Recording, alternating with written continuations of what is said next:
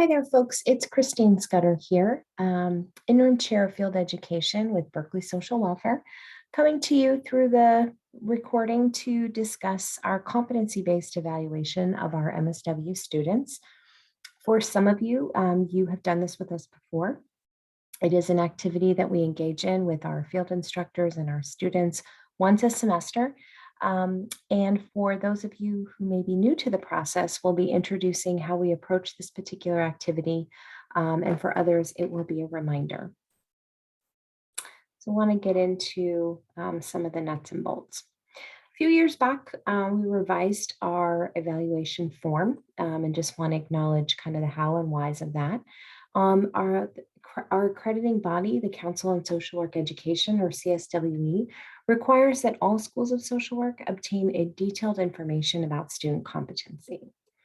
We simplified and reduced the length of the form itself, and we connected the learning agreement so that the actual goals, individual goals and projects that you and your student co-created through that process auto-populate into the evaluation. So you'll see those travel through into the actual document that you will be reviewing together with your student through our Sonia online platform. And so you will see both the first semester evaluation and the final evaluation together on the same form. You'll be able to edit and work with whichever semester you are operating in and conducting the evaluation for. Another reason for revising our form is our students consistently want to know more specifics about what they did well and how they could improve. And they have not typically found global evaluations to be of maximal value. And so this revised form offers a more detailed, specific assessment that is connected to various areas of evaluation and allows for more detailed feedback. Also, greater specificity allows all parties, whether students or classroom faculty, field instructors, to really focus their time, energy, and resources more effectively and efficiently toward a pinpointed objective. So that's some of the whys and whats of our form. We also want to underscore that, no form, right, just like any other type of paperwork or process of that nature in social work practice, the form does not replace professional judgment, right? And so we want to underscore the value of your professional judgment as a field instructor. So again, while the tool helps to guide and structure that judgment, it's not intended to replace it. We, hold dear the fact that you are the expert in your area and content of practice, and we want you to be able to inform us about your expert observations of our students. The tool may help you to identify specific components of strength or where improvement may be beneficial. There also may be missing elements or concepts that we want you to enhance, add, or strengthen. So it's important to bring all of that to bear. So just want to share some common student concerns about the evaluation process. These are things that students have shared with us over the years as we both prepare students to think about what this process means, to talk about the process while it's happening and reflect upon it afterwards. Students often express to us anxiety about where they stand and if they'll be successful in this profession. Right at these points of evaluation in the internship, students have had more and more experience to kind of learn what they don't know, right? And learn more of what they do know. And as you learn more of what you don't know, it can be quite daunting, right? To realize how much there is yet still to learn. And there can definitely be that anxiety that a student brings into the evaluation itself. Students may have feelings of neglect if the evaluation is done at the last minute or late, or is not thoroughly reviewed with them verbally or interactively discussed. So again, that's part of why we like to send this out about a month or so before it's due, to really give you and the student time to address these points. Students can feel disappointed if they feel harshly or unfairly appraised. So one thing to keep in mind is that we hope that feedback is an ongoing process and that we're not waiting until the evaluation for the first time to bring up particular areas, whether areas of strength, areas for improvement. or areas where you really want to underscore that you feel the student is right where they need to be. It can be very helpful, of course, to have this feedback more regularly shared. Students can also feel happy, but also confused if they feel positively evaluated, but they don't exactly know why they got the evaluation they did, or they don't quite know what they demonstrated to earn the positive evaluation. That can cause sometimes worry about the validity, right? Is my FI just being nice to me? Do they just feel bad because I've been really stressed at the end of the semester and they feel like they have to make me feel better? Do they really mean it? And also, what is the it, right? How do I know how to replicate and continue doing things where my FI feels like I'm doing well?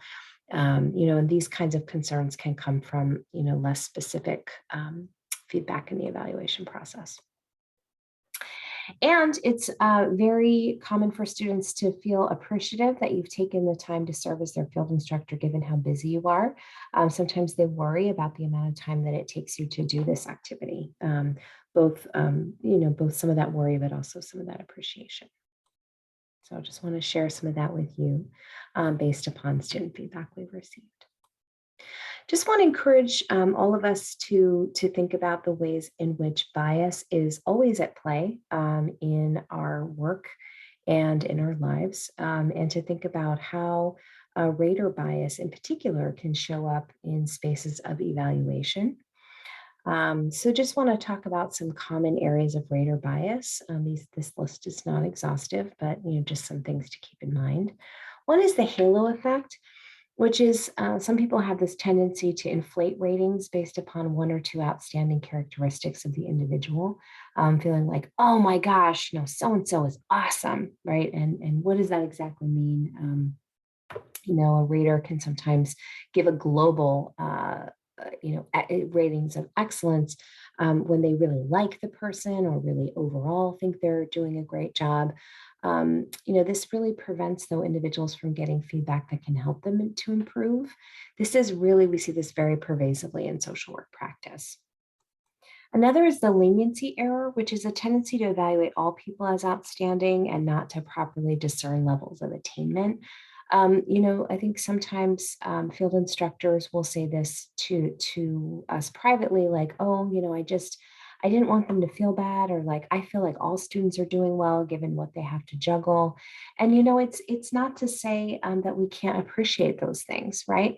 It can really be a both and endeavor in the sense that we can appreciate the outstanding nature of what it takes to commit to social work practice and to commit to being a student and doing this work in the middle of the pandemics, and all of the ways in which we can hold respect for students. But that also, that doesn't take away from the fact that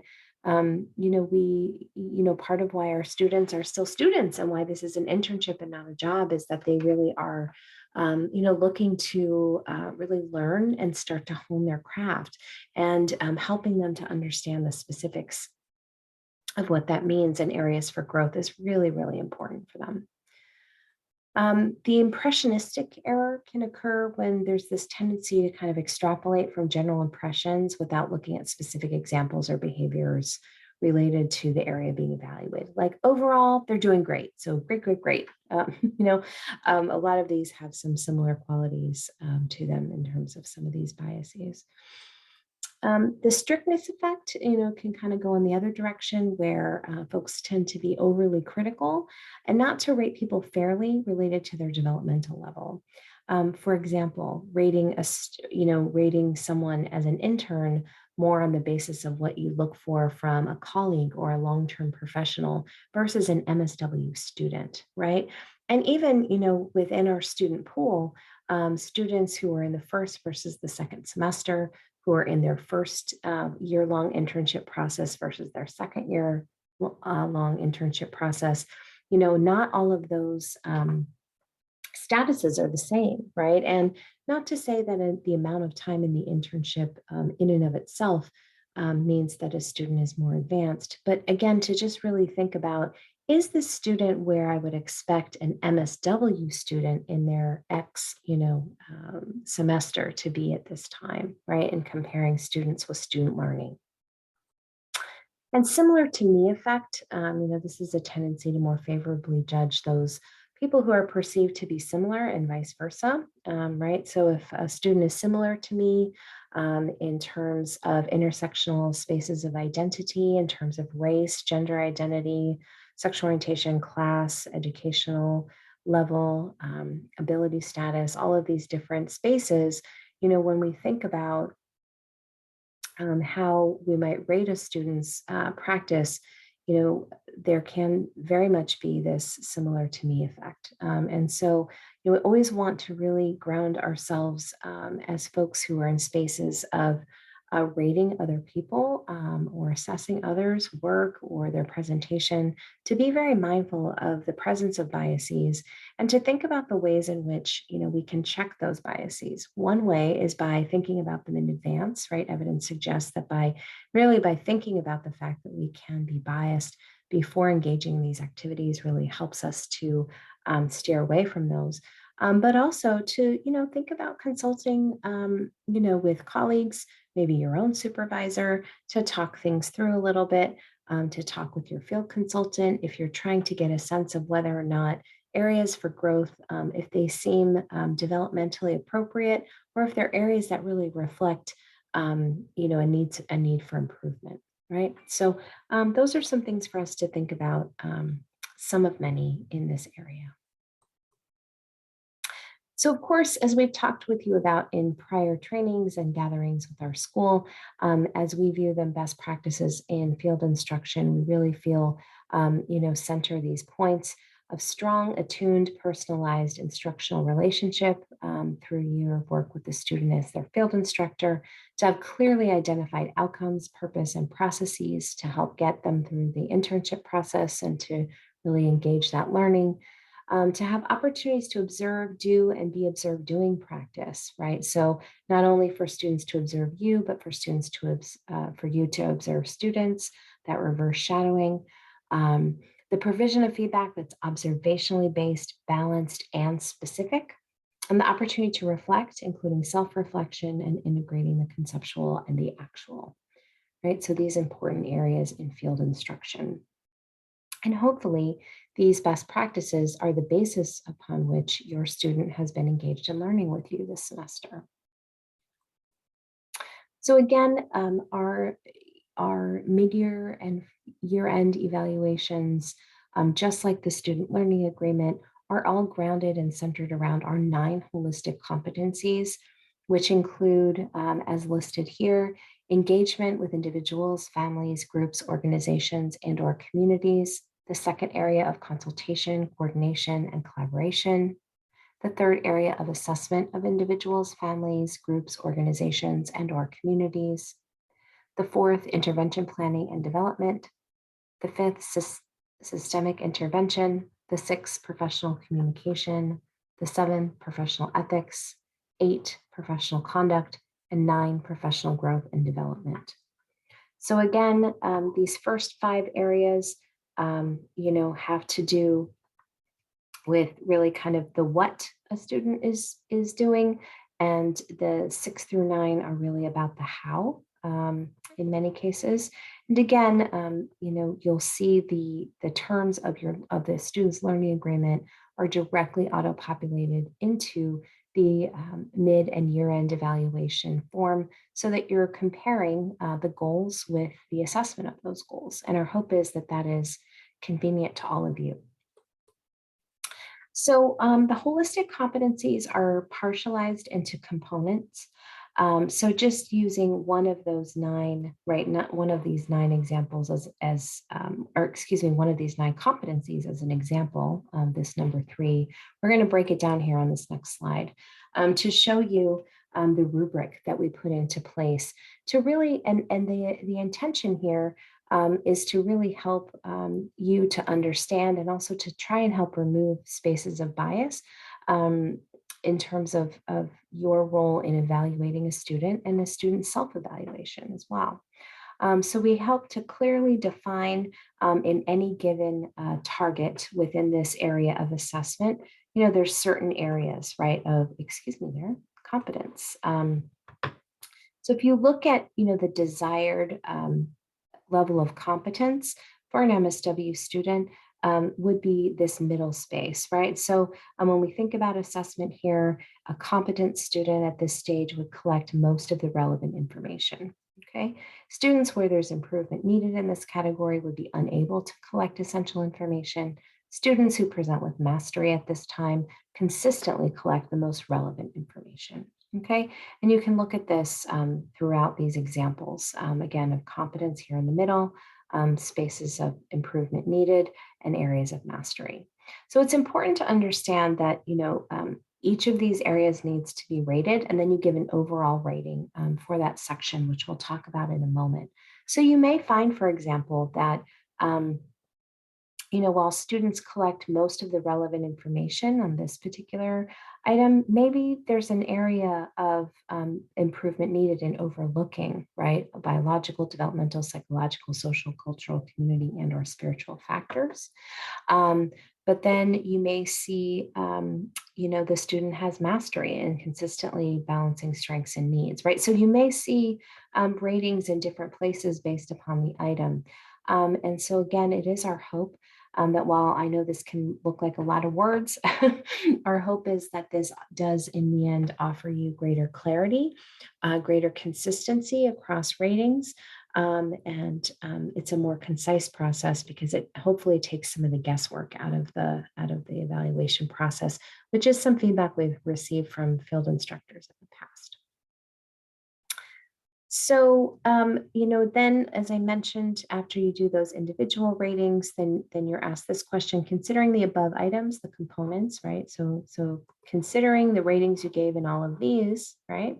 How would you rate the student's overall level of competence related to, in this example, assessment? Okay.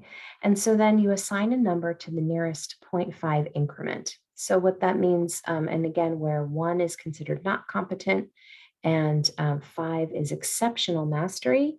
And then there may be some items where you are unable to assess. Sometimes that's because you have things planned for if maybe you're at the mid-year point.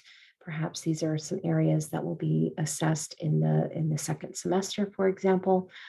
Perhaps this is an area maybe where there was a project planned and the student, for whatever reason, wasn't able to complete parts of it. um, you know, you may click unable to assess, but otherwise you could give a rating of 1, 1.5, 2, 2.5, 3, etc. Okay, and 5.0 is the highest. So you'll have actually a button where you can click and it drops down to offer those increments. So speaking of that, I want to do, I'll do in a moment a brief kind of overview so you can see how it looks in the system. But once you've completed each of those ratings, right, so you've gone through each of the 9 areas and all of the components within those areas, this last place is for you to make an overall grade recommendation to the school. So it's important to understand that the person who makes the ultimate determination of a student's grade is their field consultant.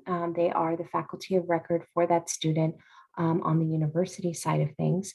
But again, your role as a field instructor has the word instructor in it. We definitely view you as a key teacher in this area. And so as such, we do ask for you to make an overall grade recommendation. So we do ask that for the overall grade for the semester, we ask you to rate the student as either satisfactory, meaning that their overall learning and performance are proceeding at an appropriate rate without apparent problems at this time, or unsatisfactory, indicating the student's overall learning and or performance is deemed as unacceptable. And if you're not sure or you are hesitant about how to proceed, at any point, please click request for consultation. Um, you can, of course, request this at any time from our field faculty. You don't need to wait to receive this particular evaluation to reach out to us. We always invite hearing from you by email or phone. You can reach out to your student's assigned consultant and just say, hey, I just want to talk about X, Y, or Z area, or I'd like some consultation about, the evaluation process or a particular area of the student's performance. We would always rather hear from you sooner than later so that we can assist you and or the student to kind of resolve what may be in question. Um, the other thing we do want to make clear, and I think we share this at the field instructor training, but now that that it is upon us to engage in the evaluation, please note that these numbers and these ratings um, eh, are really for the student and you to have a shared meaning of what these ratings and scales are about.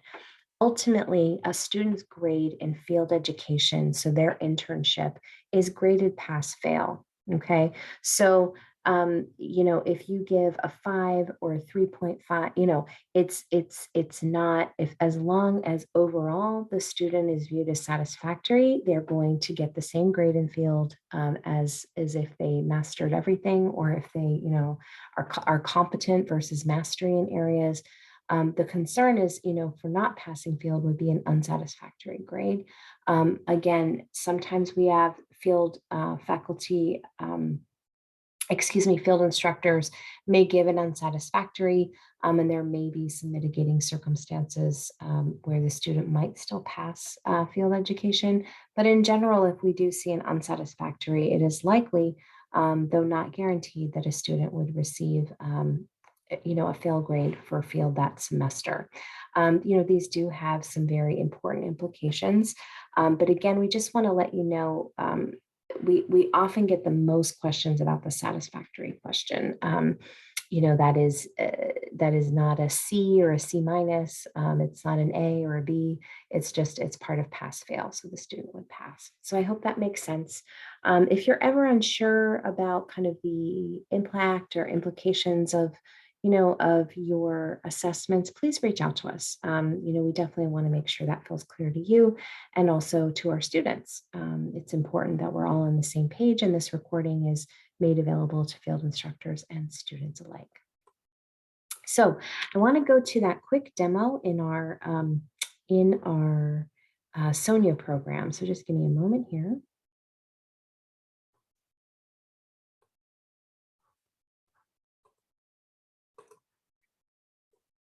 Okay, so just want to come back here now that I am in the actual what the form should look like. You will, in the email that I sent to you that includes this video recording, also will have this a link to this form. And so whether you're working with a foundation or an advanced student, I don't want to get too focused on this part at the top here. But in general, I want to just kind of orient you to what the form looks like. And this is true across the board. So you'll have some general instructions. So if you are watching this video for first semester evaluation, you want to focus on the pink or this kind of reddish pink color here throughout the form, the final evaluation on more kind of the blue side, and then the instructions. So first semester evaluation instructions are in green, final evaluation instructions are in orange. And so these should help to walk you through the process. We have a lot of love for Harry Potter characters over here. So we've got a sample student, Hermione Granger, living at Hogwarts, which I wish was at Haviland, but that's another story. All of this information will auto-populate into this form based on what we have in our system from the student's learning agreement and the field placement. If there are errors that you need to report, please send us an email here. Again, this will auto-populate, so you will not be able to make changes to it. And so then when we get into this section here of hours verification, you would click the pencil and you can edit into this form. Again, if you're working on the first semester evaluation, just stay focused here on this red left-hand side, and the final evaluation, all of your responses should go on the blue or right-hand side. Okay, so if a student is significantly below the expected hours, when I say significantly below, what I mean by that is, if it's 334, that is not considered significantly below, but if it was, 10 or more hours or something like that, the student may need to make them up. So please to address makeup hours here in this section if needed. We do ask you to verify that weekly supervision is occurring no less than 1 dedicated hour per week. If for some reason that has not been happening, we do ask that you directly address plans to increase the consistency of supervision. The overall learning goals and objectives, hopefully these don't say not sure and still don't know. This is a sample, but these again are automatically populated in from the learning agreement. You will see the same true under each of these competency areas, right? So the tasks that were in the learning agreement, these cannot be edited. They're just for reference as noted. So then here's where we get into, as I shared in the slides, right? A sample of like, here we're looking at engagement as the focus. And so then you see as you go through here in the engagement section, we have questions A, B, C, and D. So you need to answer all of those. You have this drop down, so click the downward triangle. You can click either improvement desired, competence mastery, or unable to assess, again, using this rubric, okay? So then once you address each of those areas, then you give that overall score in terms of engagement. And as noted in the slides, 1 is not proficient, 3 would be considered competent, 5 exceptional mastery or unable to assess, and you can give those in those 0.5 increments that we talked about. Okay, and so the same thing goes for all of those 9 areas. We'll go into consultation, items A through D, overall grade, assessment, items A through D, and then overall assessment, and so on. So I don't want to make you too dizzy by going through this. And so then once you have gone over each of these areas and you get to 9 as the last kind of key area, then the deliverables and feedback, right? So again, those auto-populated from the learning agreement in this area on the left in white. And then the first semester evaluation, just want to give some brief narrative here on progress update on deliverables. This is often an area where both the student and or the field instructor will make some notes, and then feedback on activities. And then this is again where the field instructor will give the overall grade recommendation, again, satisfactory, unsatisfactory, or a request for consultation. So if you click here, you'll select one of these 3 as defined here on the left. In this last section are some opportunities to give comments. These would be overall comments from the field instructor that, those come again from the learning agreement. But when you get into strengths in areas for improvement or other comments about the semester at hand, again, first semester here on the left, if we're in the final semester on our second semester on the right, to go ahead and add those comments. This section is for the field instructor to register their comments. And then for our students, again, auto-populating in from the learning agreement, some general comments that the student may have had, and then the student can offer their comments in the first and final evaluation sections as appropriate. And then the field faculty, that would be our faculty here at Berkeley Social Welfare, so your field consultant. If they had put comments in the learning agreement, those would auto-populate, and they may have comments for the first or final evaluation. And then, this last section here just talks about how to submit the form. And when you are ready to do that, you, as the field instructor, can click on the first semester submit. One thing we do want to say is that at any point you could start and stop this form many times, and you would just remember to click save. So you scroll down here and click save. If you were to do that, let's say you'd only started maybe the first or second sections, scroll down, click save, and then you can go back in through the email that we sent to you, and that will help you to get back to this form promptly. Another feature that we want to make sure you know about is this print icon here at the top. Once you have completed your section and you want to share those with the student, you can click on the print button. And that can take you to either an option, to PDF or print out a hard copy. Please note, because these fields are quite, there's a lot of spacing and formatting involved, this becomes quite a lengthy document, even though there's not a lot of text that has to be a part of it necessarily. So print responsibly if you're putting it on paper. Just want to encourage that. So I hope that was helpful in terms of showing you what it should look like. Once you, as the field instructor, click submit, it will send automatically an email to the student where they will receive the link to click and submit their comments. And so generally speaking, as we talked about, as I mentioned in the email, please make sure to give yourself and the student plenty of time to work on this part of your reflection of their learning this year. You can, we generally suggest that you give about 45 minutes to an hour with the student to go over this carefully. Some field instructors like to, have the student, you might PDF the form and send it to the student and ask them to rate themselves. And then you rate them, and then you come together and talk about it in that 45 to an hour and kind of figure out together how to deal with those ratings. Some field instructors like to have a general conversation with the student first, then go back and conduct their, kind of conduct the ratings on, privately, and then have a joint meeting together to discuss them. There's lots of different ways to do it. But it is our intention that it is a collaborative process. It is not something that happens to our student. It's something that happens with our student.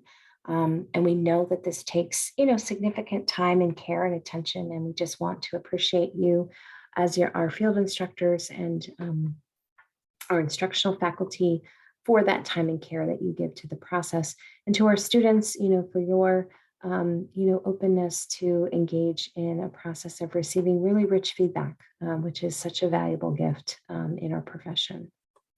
So if you do run into technical challenges with the SONIA database system, the online system through which you will prepare this evaluation, please reach out to our team at swfield@berkeley.edu for kind of the more technical supports.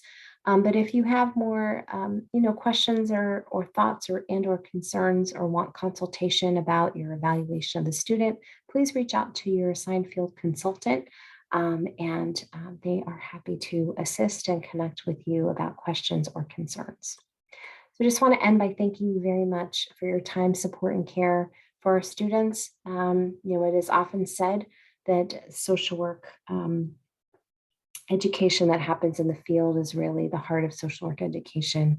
And, that is not just a tagline for us. It is very much in our heart and appreciation for all that you do, for you to engage in teaching and in learning in this time of pandemics is nothing short of a miracle. And it is really, really a tremendous gift to the future of social work. So thank you so much for your time, attention, and care. And if there are ways that your team here at Berkeley Social Welfare can offer you our support, please don't hesitate to reach out. Thank you so much for your time and attention, and we appreciate it very much.